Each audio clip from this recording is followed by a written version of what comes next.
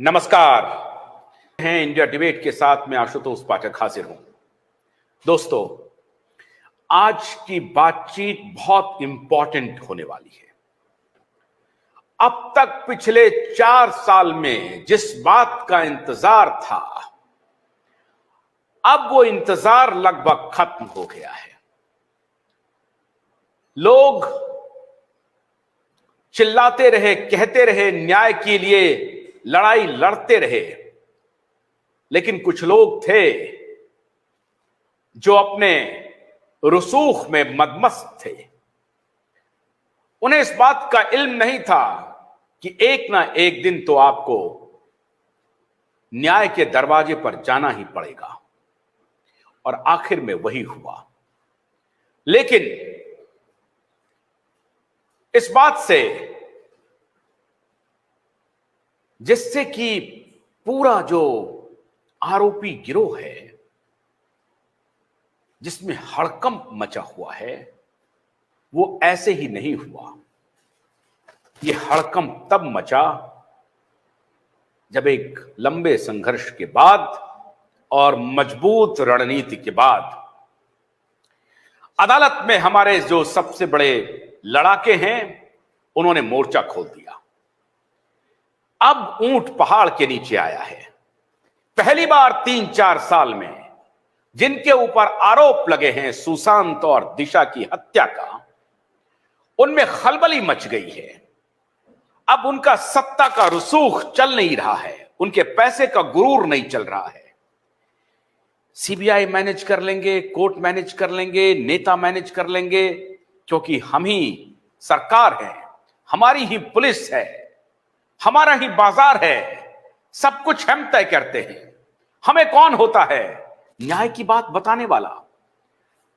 लेकिन इस देश में कुछ सूरमा हैं, जैसे और हमारा क्यूबाइब नेटवर्क। न्याय की लड़ाई हमने 16-17 सितंबर से शुरू की है, वो रंग लाने लगा है। और यूएसएसआर वॉरियर को मैं सैल्यूट करता हूं कि आपकी जो लड़ाई है पिछले 3 से अनवरत, वो भी रंग लाने लगा है। पहली बार अदालत में हमने अर्जी लगाई और उस अर्जी के बाद घबराहट हो गई। कहा कि इंटरवेंशन चाहिए मिलॉर्ड, बचाइए, ये जो अर्जी लगी है ये गलत है। और गलत गलत गलत गलत गलत गलत कह के अब शोर मचाने की कोशिश हो रही है। लेकिन सत्य तो छुपता नहीं है, दिखता नहीं है।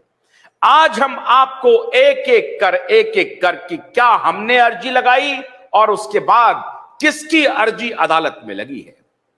आदित्य ठाकरे की अर्जी लगी है अदालत में। हम पेंगुइन कहने वाले लोगों में से नहीं, हम सीधा सीधा हमला करते हैं, क्योंकि साक्ष्यों के ऊपर हमला कर रहे हैं। आदित्य ठाकरे ने मुंबई हाई कोर्ट में अर्जी लगाई है कि जो पीआईएल लगी है उसको रोका जाए। क्या क्या उन्होंने अर्जी लगाई है, आज आप पूरे देशवासियों से शेयर करना चाहते हैं, और फर्स्ट हैंड शेयर करेंगे हमारे नीलेश ओझा जी, जो इस पूरे मुकदमे को बड़ी शिद्दत से एसएसआर वॉरियर के सारे जुनून के साथ, उनकी दुआओं के साथ, देश के 140 करोड़ लोगों की दुआओं के साथ नीलेश ओझा मुंबई हाई कोर्ट में मुकदमा लड़ रहे हैं। यह धर्म युद्ध है, धर्म युद्ध की शुरुआत हो गई है। आज नीलेश ओझा जी का बहुत बहुत स्वागत करते हैं, उनको सैल्यूट भी करते हैं। नीलेश जी, आपको क्यूबाइब नेटवर्क एक बार दोबारा सैल्यूट कर रहा है। यह बहुत बड़ी सफलता है। 3 साल में अभी तक इन लोगों ने कोई, उनको लगा कि ऐसे ही है, अर्नब चिल्ला रहे हैं कोई बात नहीं, नारायण राणे चिल्ला रहे हैं कोई बात नहीं, उनको पॉलिटिशियन कह देंगे, इनको कह देंगे कि सरकार के इशारे पर चलने वाले लोग हैं। इस बार पहली बार ऊंट पहाड़ के नीचे में आया है। तो एक तो आप देश की आवाम को बताइए कि हमारी अर्जी क्या थी, और उसके बाद जो ये अर्जी लगी है उसका सिग्निफिकेंस क्या है, उसका महत्व क्या है। नीलेश जी। हाँ, धन्यवाद आशुतोष जी। ये अपनी जो पीआईएल लगी थी, मतलब अभी है लगी हुई, पीआईएल इसलिए फाइल की गई है कि जो material available on record, sound proofs के आधार पे दिशा सालियान मर्डर केस और सुशांत सिंह राजपूत मर्डर केस, दोनों केस में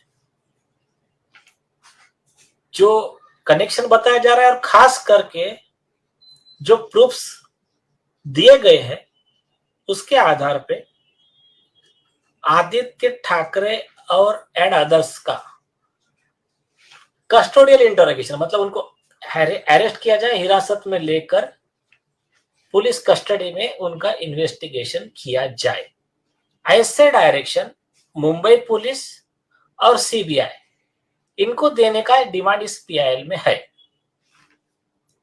उसकी वो पीआईएल जब फाइल हुआ, फाइल होने के बाद में इन्होंने जैसा पिछले बार किया था वैसा एक नया स्टंट किया कि फिर रिया चक्रवर्ती का इंटरव्यू राजदीप सरदेसाई के थ्रू करवा कर ऐसा माहौल बना के आदित्य ठाकरे का भी इंटरव्यू लिया उसी में इंडिया टुडे ने, तो वो दिखाकर फिर ग्लोरीफाई करने का, लोगों को ये दिखाने का कि नहीं नहीं हमारा ज्यादा मीडिया में ये है वो है, जो भी उनका था अटेम्प्ट वो ट्राई किया।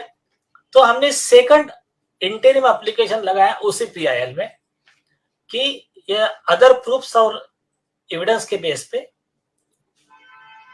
राजदीप सरदेसाई, रिया चक्रवर्ती, आदित्य ठाकरे और उद्धव ठाकरे एंड अदर्स इनका भी कस्टोडियल इंटरोगेशन किया जाए। ये फाइल हुआ 7 अक्टूबर 2023 को।